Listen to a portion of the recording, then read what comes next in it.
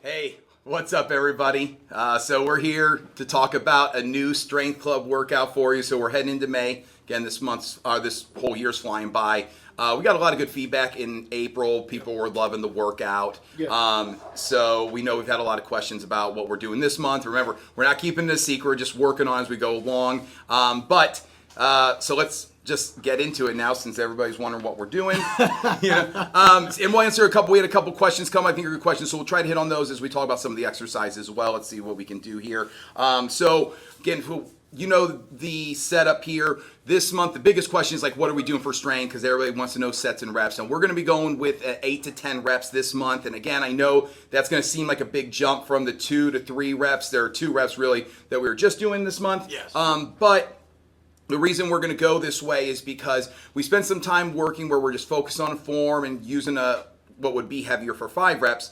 And now we're going to go to a rep range that's going to allow us to maybe build a little bit of more lean muscle mass. These higher reps, because the weight's going to be lighter, is also going to be good for the joints, because it actually will work at tempos that allow the tendons and ligaments to build strength as we're working. Also, those reps help us build the skill up as well. So we want to think of the same way we're working on 2. Just because it's 8 to 10 reps doesn't mean we're not focused on skill. We want to take our time with and work these reps. So it's just going to be kind of working another spot on the spectrum, because we need the variety to keep.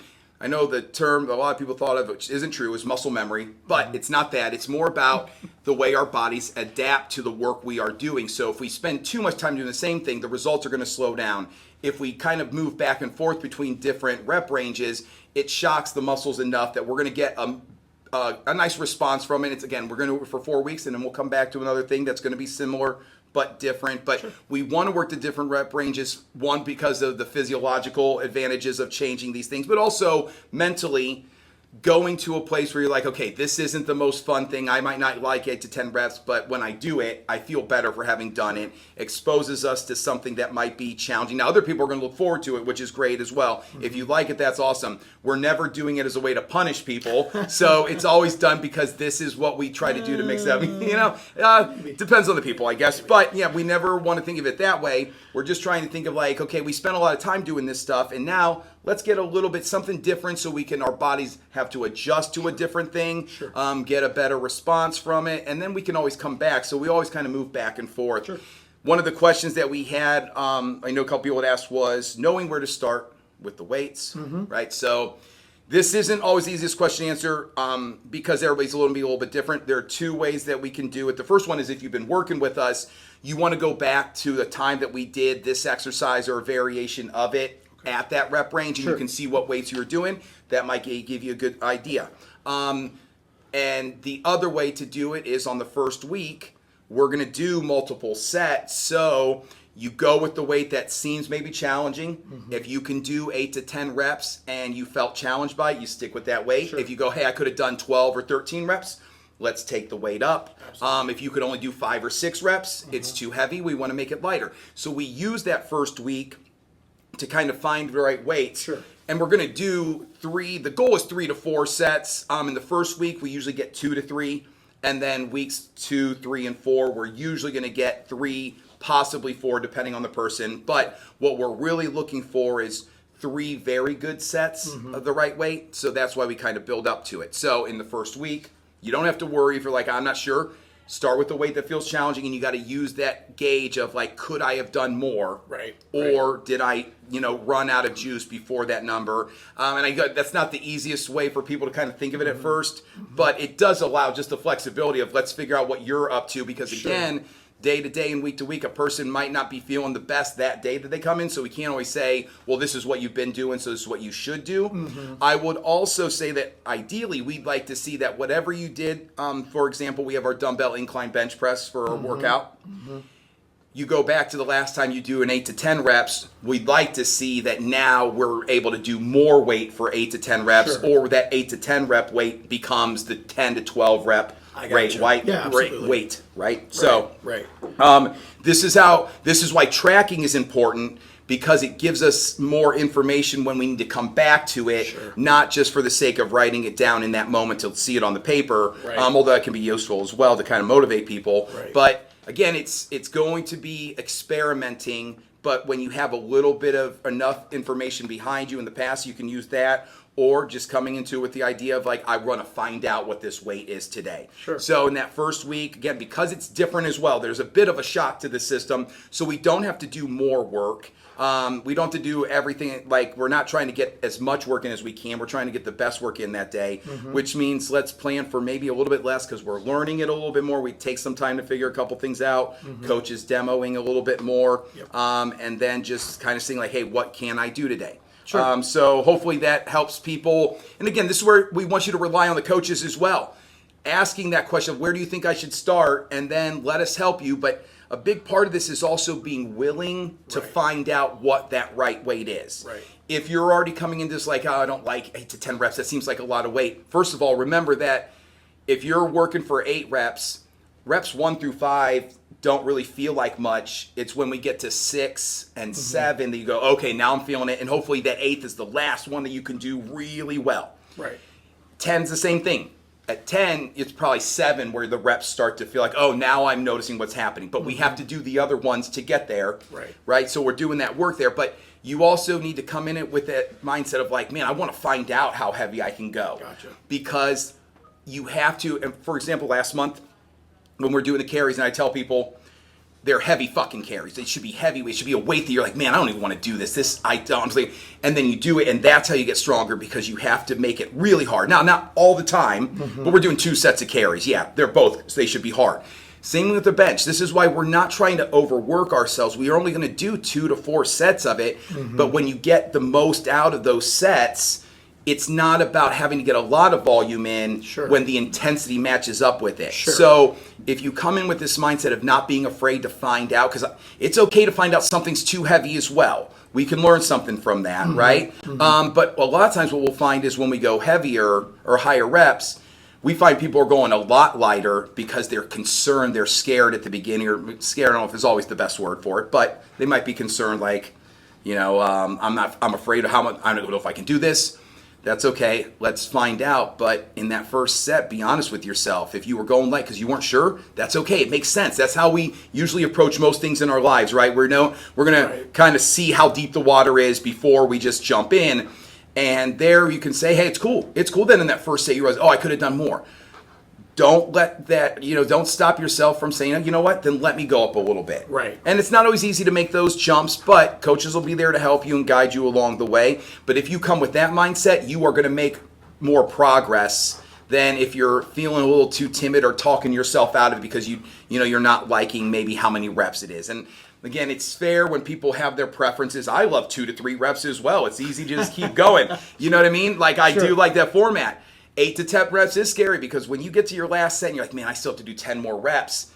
That is the moment where it's like, it's the mindset part of it that gets trained in those moments. And sometimes we meet that challenge, and other days we find ourselves maybe shrinking from it or just finding out, man, today I'm really gassed. That's okay too. We want to learn from every session. But then when we look over a whole month, we want to start seeing like tendencies, or we want to see consistency of number of sets and seeing that weight go up a little bit. So I guess all this is just to say, be open to like what weights you're going to be able or that you're going to use when you come in. And don't be afraid of, overworking yourself or wearing yourself out. We're going to do a little bit less in the first week, and we'll build up on that volume as we go along. So I know there's probably not like a exact answer, but like as I look ahead, we're going to jump around a little bit here, but if I look into B, strength B, we have split squats in there, which we've been doing this past month with 2. So I can already see the questions being something like, should I, because if people were doing 5 and maybe in that last set, do you see what I'm saying? Yes, Like if they did it today or whatever it may be. Like, so that would be, so that's a good question or like a good point, because we want to, we would think those 2 reps we were doing should have been challenging for 5. So in theory, you shouldn't be able to do those for 8 to 10. Gotcha. So you're probably going to make it a little bit lighter. And again, it's coming back to the idea of going, figuring out in the first week. If you go lighter in that first set and you find, okay, I can go heavier, you're going to have the energy to do a heavier set later. So don't, you're not going to wear yourself out with a lighter set. We find out. But again, because it's hard to tell there, But I would say let's say somebody's holding two 15-pound dumbbells for their split squats. I would say start with like 5-pound dumbbells. Sure. Because I'd rather you walk away going, oh, I could have done more. But the thing with split squats is 8 to 10 is taxing, even with body weight. So it's okay to feel your heart rate up. That doesn't mean something was too heavy when you get done with the set. You'll know something's too heavy if you can't do the reps well. So that's why we want to focus on. It's not about the heart rate. Quality reps are going to get your heart rate up, no matter if you're in a range close, right? What we want to feel is like my heart rate's up because my muscles are doing so much work right now that can I get back up? It shouldn't be because I'm breathing. That's why we have to get the breathing matched up. Yeah. Again, 8 to 10 reps feels a little bit more of that conditioning end of the strength spectrum. So we will see we need to get intentional with that breathing. But coming back to what you're asking, starting a little bit lighter and seeing if you can do them, and not just gauging it by how my heart rate is up, but how do my muscles feel when I did the work. And that's going to be a little bit different. But so 5 pounds, again, that might be for somebody who is using 5 or 10 pounds, they might start just body weight, right? Somebody who's wearing a vest might start without the vest and see how they feel, right? So but it's just going to be, I would say, start with a little bit less than, a little bit less than what you were doing for 2, if those 2 reps were right. And again, this is a different thing. Sure. The challenge last month was because they don't get too hard, people would fall into the trap of doing even heavier because they felt like, oh, this isn't hard enough. But and there was a little bit of room for that when people were finding their true 2 rep based on 5 rep, which I know gets complicated. But if everybody's focused on their form, they're getting better at the skill of it, which translates into strength later when we go to these 8 to 10 rep, right? So again, we need to think of each person as like almost experimenting with what we're doing. But every time we do an experiment, it gives us more information to narrow down what we're doing in the next month's experiment, if you will, right? So again, I think the biggest thing is talking to the coach and asking the coach these kind of questions. When you don't be afraid to ask.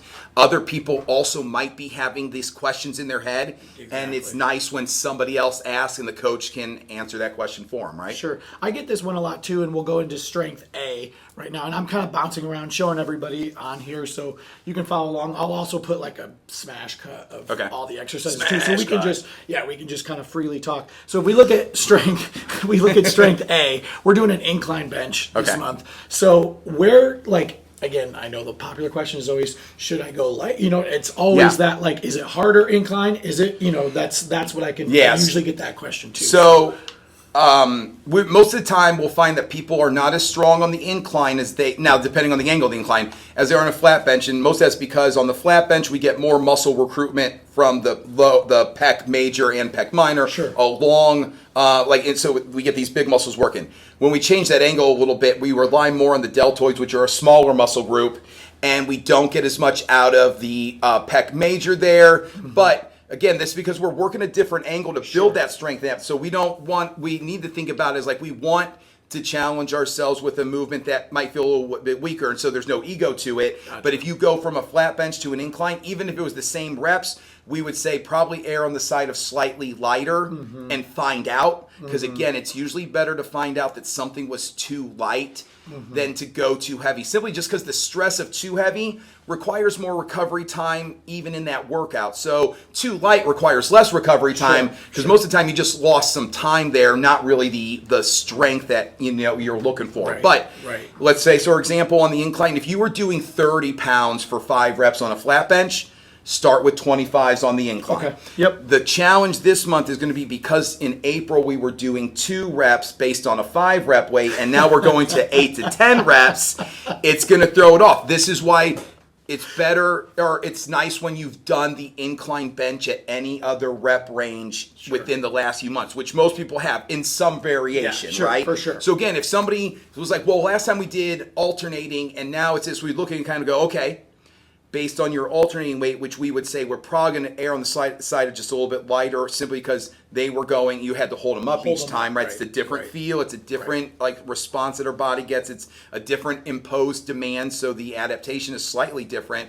What we get there is we would think like, okay, let's start with a weight that's just that was about that weight. You might be able to go heavier, but let's start with that weight because we were holding these up, which changes how dynamic the dynamics of that exercise. And so again, a lot of this comes down to what did you do before, and then let's kind of take an educated guess at where to start. But again, in week 1 or the first week you're doing the workout, we come in thinking, I'm going to figure some things out today, not crush my body. So again, from the flat to an incline, you're going to go a little bit lighter just to make sure. And sometimes some people have a lot of strength there anyway. So each person can be a little bit different. But let's start with the idea that it probably is going to be a little bit more challenging. Perfect. Yeah, no, I think, the why we kind of switched the format up on these is I think people would rather hear you talk that instead of workout for sure. by exercise, talk about it.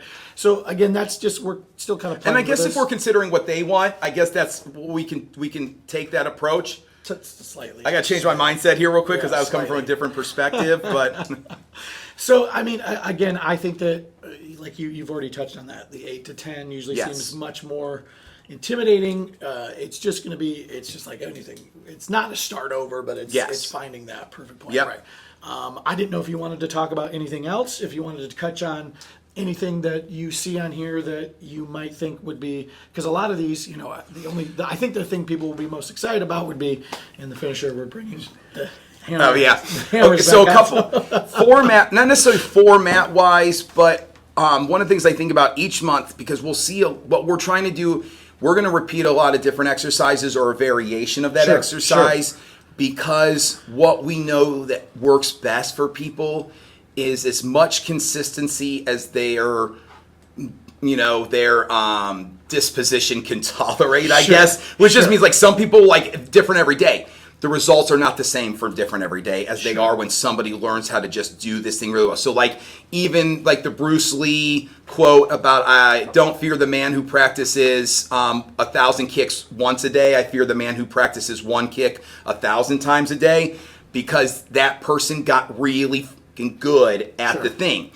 And we want to be thinking, and this is the quote I come back to from one of the coaches I've used in the past. His name's Alan Cosgrove. He said, we focus on simple exercises performed or coached savagely, which just means get really good at these simple things because it'll make you so much better at everything that that comes from this as well. So a lot of times what we're doing is not changing up the exercises too dramatically, but just moving things around. And in fact, there's probably, as I was writing this one, I remember thinking like, they're going to love A. Some people are going to love A because there's no bike. You know what I mean? And it wasn't because I made a conscious decision not to use the bike, but as I was putting these things together, I was like, here's the things I want them to be able to work on, right? I got to check again. There is no bike, yes. I was going to say, I couldn't remember if there was or not. And again, it's not because the bike is, I don't like using the bike or somebody doesn't like the bike. That would not be the reason I wouldn't include. Now, again, sometimes it's okay for somebody, especially working one-on-one, somebody's like, I hate this thing and I don't want to do it anymore. It makes me not want to come. We say, okay, then don't do that. What we're trying to do is give you something that's going to get the result that you're looking for. Or I guess the result we're looking for in a sense. Because our approach is general physical preparation, being ready, or general physical fitness, if you will, but being ready to do anything in your life without having to worry about having enough energy or being strong enough to do it. So we're giving you something that's pretty well-rounded, because most of our members don't have a specific goal like, hey, I'm a basketball player or I'm a track star. Some of our members run, but they do it, again, casually enough that you're like, we're not going to necessarily train as a runner per se. Some of these things will cross over, but again, these are where most people are coming for these workouts twice a week. This should not be detrimental even if you are trying to run distances. We to modify, right? So all of this can be adjusted based on how you're feeling as well. But when I'm putting these things together, the idea is like, what are the movements that we need? And sometimes where can I move them that people feel differently as they do them? So in A, we've done this before, but we do the chin-ups earlier in the workout than in the strength or even as a finisher, and it's going to be a different feel. Because if you have more energy and you're just going to practice a couple sets of chin-ups almost in a casual way of like, let's just feel it out and then we're going to get all the muscles woken up, that's different than doing 3 to 4 sets of 10 reps, right? And how you're going to feel. Or after you've done a heavy row workout, hip bridge rows, doing chin-ups at the end would feel different after you've worn those muscles, or after you've just used everything you had and doing it as a finisher. Sure. So then we're kind of just moving things around to expose the members to this stimulus at different times. And how does that feel different? And what can you focus on? Now, especially when at the beginning of workout, we have more energy to focus because we're not feeling as drained. Because remember, when our heart rate's up and we're getting tired, our focus is going to be different as well, right? We're going to lose the ability to focus as well. We just know it's just fatigue, and it's acute fatigue in those moments. But again, a person who hasn't slept very well as well, or any of those things, by the end, that's going to be different focusing on that as opposed to the beginning. Again, in workout B, we didn't get rid of the carries. I just moved them to the beginning of the workout, and that's going to be different. Now, again, a person who's willing to challenge themselves and go real and heavy on those, they're going to dread them still a little bit at the beginning, and you're going to feel it, but you're going to still, it's going to be a different feel than when you did them at the end of the workout. So you kind of want to notice that and keep thinking, okay, at the end of workout, I was doing 60s, and I was worried about them to be heavy. I have more energy. Maybe I can try 70s because it's at a different time, and maybe I won't. Maybe it doesn't work that well. But again, if you can carry 60s, you can carry 70s. I'm willing to bet that most of our members can carry another 20 pounds per arm than they. I know, not all of them, and I'm not knocking. I was only doing that as like probably. I would probably say yes. Well, that was the face I was making. And it's never going to be all of them. And there are some people that, and there are other people that are really challenging themselves, and they've reached their limit. And then I don't mean it to also say like because you're holding back. There is a fear there when we doubt what we can do, and there's a fear of like what might happen. You're like, well, they're just going to go down to the floor. So that's now on the blue floor. If you have questions, walk them on the black floor for sure. But if you said, I was trying to go so heavy and then they slipped out of my hands because I just lost it, I'd be like, well, that's actually impressive that you were willing to go that far, right? Yep. Because a lot of people are just thinking, I still want to get it done. And you're like, that's fine. But what if you thought, well, we're going to get done. You just might have to set them down. Take a breath. Stand up. Take a second. Shake their arms out. Let's go again, right? Because there's something there. Now, it doesn't have to feel that way every time. But again, having that willingness can make a difference. So if we put it at the beginning as opposed to the end, at the beginning, somebody might be more willing because they're feeling different. And so it's kind of psychological. There's a mindset approach to it as well. But it's also, we're thinking, what movements do our bodies need that we most benefit from? And when it comes to strength, we're usually looking at the bang for your buck exercises. So multi-joint exercises that hit a bunch of different muscles, right? We're not going to do bicep curls for strength training because we're just not going to hit much there. We're not going to do calf raises for strength training. Oh, and then not to say that there aren't benefits from those exercises, but we have a limited amount of time. Our members are busy. They have lives outside the gym. And again, focus becomes not that I care, but I think like ethically speaking, I have to consider these things until the laws change. You know what I'm saying? But when we're, I just, listen, if I could, I'd make you. No, squirrel. Let's go. Okay, so I was to kind of bring it back. I was looking ahead here. So if we look into finisher B, we have the sled push and drag. You have that in the finisher. We probably have done that. Yeah, we've probably done that in strength. We've probably done that in power. So like, where would you look at that being in terms of like what should the challenge? The challenge level is different for everybody. But what would you say? Like, do you want that? I want them done in 20 seconds, or is it more? Do you get what I'm? So that's a good question, and that would be again at the end.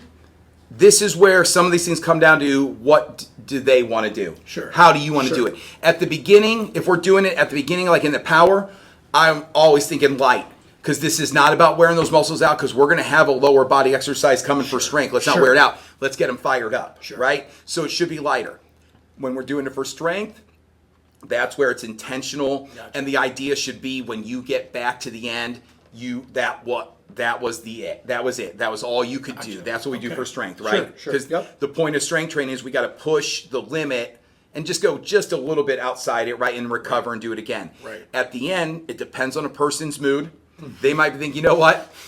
It's heavier, but I'm going to go slower with it, and I like that right now. Or they might think, if I go light, I'm just going to get down and back as quickly as I can, and I like that feeling of right? So it's kind of dealer's choice there. Remember, the benefit's going to be different, though. Heavier and more intentional is going to work the muscles in a different way than lighter and faster. Again, it's not that one's better than the other, but by the end of the workout, most people, this is going to be, in theory, what you would push as heavy as you can at the end of a workout is not going to be as heavy as what you should be able to push as heavy as you can at the beginning of the workout, right? So that needs to, if you look back and go, oh, we're doing sled push and drag, what did I do last time I did it? But it was in strength, but this is at a finisher, you got to take that into account. How was I feeling then? And again, even if that's where you want to go, sometimes you want to go start a little bit lighter unless somebody made a note last time it said, I can go heavier, things like that, right? So, and again, this comes back to the sense of agency that we want our members to have. And this is what's awesome about weeks 3 and 4. You start to just say, here's what we're doing, but members are already getting themselves ready. And so much so that they know it so well that they just talk as we're telling them what to do. They're just talking to each other as we tell them, like, you know, I love this. You know what we're doing so much because you've been coming consistently that you're just having a conversation over there. It doesn't matter, though, because in this hour, this is all we're doing. But I said, and I'm being a little facetious, but I mean, like you look around and go, oh, they know what they're doing. Let's go. But it also helps the members that know, oh, for this exercise, here's what I do when I do it. And it's not exactly the same as Paul or Josh when they're doing it, but I've already worked it out. I know what we're doing. That's a really cool feeling because then we're not worried about them as much. And it also allows them and us to focus more on doing it well as opposed to, or doing it savagely, I guess. Like, once we know what the exercise is, let's make it challenging for whatever reason. But we just want to know which one you do well, right? So, again, there's a lot that goes into this that we understand why at times members come to us to do this for them because to have to think about too much just becomes draining. And then when we're here, we're focused on like helping them just do it well and reminding them again. Also, as coaches, and you can chime in on this as well, it's tough to like force a person to go heavier because I mean in the sense that I don't want to risk anything. I never want to go, I think that you're dogging it right now. But I will say like, hey, you looked great. I think we can go heavier. That's where we get the feedback from. Somebody might be like, well, on that press, my shoulder. Oh, okay, cool. You made it look good there. But somebody also might go, yeah, I probably could go. We want to be there and encourage that. But we also need the feedback from them at times, right? So, well, a perfect example is, people don't know this, but Holly sitting over there, it happened at Strength yesterday, where it was like, I never tell people go heavier. Generally, members are telling other people to go heavier. And I'm usually there just like, I don't, that's kind of where I look at it. I will never tell you, hey, why don't you go heavier? But I might say something like, those look strong. Right. How do you feel on those? Are they, it's just kind of, we can tell, we can tell. So it's more about, I'd rather you recognize it yourself than having to be like, hey, go heavier. Because it's just... Because again, there's also a feeling of, we don't want people to feel like we're trying to pressure them into doing it. Because again, everything here, the underlying principle is still going to be like safety first, right? So we want to keep you safe. The other side of that is some people that sometimes you need to tell them like, hey, you're going to get more out of this if you go lighter because you're either short repping it or those looked rough. And it's in the sense like, the way I'm watching you move, not the best way. And that sounds bad. Again, it's not a knock on anybody. They need our feedback. But sometimes people, if they're too driven to think solely weight and make it heavier and make something feel hard because this is how I want to feel when I'm done with the thing, that's what the Echo Bike's there for. Everything else is most of the time designed to like, let's get better. The Echo Bike's so mindless. Not the movement itself. The bike guides you. The mindset comes from wanting to do it hard, right? But that's the thing. You're like, okay, this is a thing that you can make hard and not think about.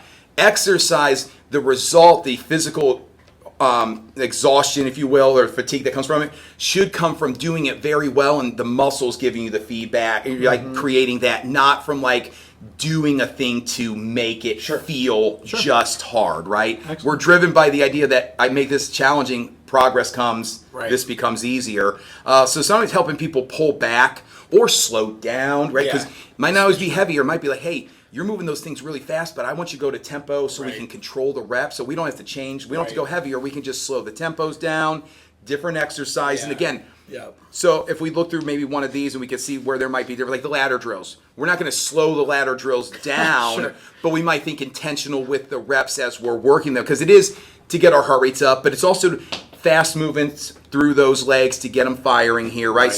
But if somebody needed to, we could say, let's take it step by step.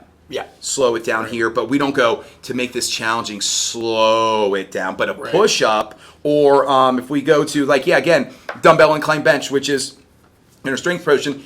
If somebody wanted to, if we work a slower tempo on that, those muscles are spending more time doing some work. That is a more challenging feeling than as fast as you can, right? So, and there's a place where we match it up. For 8 to 10 reps, we're usually thinking it should look like 1, 2, 1, 2, or thereabout. But again, once we get to 9 and 10, it might start to look like 1, 2, and trying to impress up, and there might because we're getting tired, and that's okay. But if it starts to look like I'm not going anywhere and it's everything and there's nothing moving, like that's too heavy. Sure. But I'm proud of you for being willing to find that out. Right. The good news is let's go slightly lighter and we get better reps out of it, and we'll make more progress faster, right? I think we've. This is kind of how I envisioned this, was just more of us. For sure. Going through videos. So, what I would say is we'd love to hear more. Yep, from absolutely. members on what you want out of this. Like I said, I'll smash cut everything together. Okay. I'm just looking time wise. Yeah, that's right.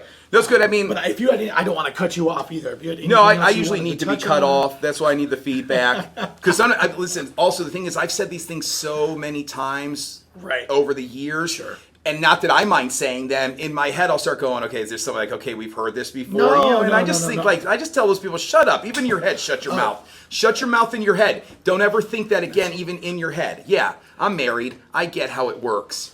But, but again, it's because sometimes when we see the most progress from members, it's when when these things come together in the way that we're talking about it. That's why I want to share it. And we do have some members who don't talk, don't ask questions, are in their heads thinking they're not, or have questions in their head, doubting, and they don't bring it up as if I'm not going to get defensive. I want to be able to explain this. And this is what I love about having new coaches come on, when we can talk about things like the idea of individualization. And most of them, like what does somebody need, and then how can we help them, and helping people kind of learn how to interact with us, because if we don't know what you're thinking, we can't help you necessarily. But I can go through the things I think are going to help. But we'll sometimes get questions about something like, I just didn't know when I should go heavier. And that's something we've heard from people. It's like, well, we've talked about it a few times, but also ask us. Because other times I'm not going to keep coming up to somebody because I'm like, I've said this many times. And I don't mean like I've said this before. I mean like, okay, did I already tell them? And now they're just like, okay, we've heard it, Josh. We get it.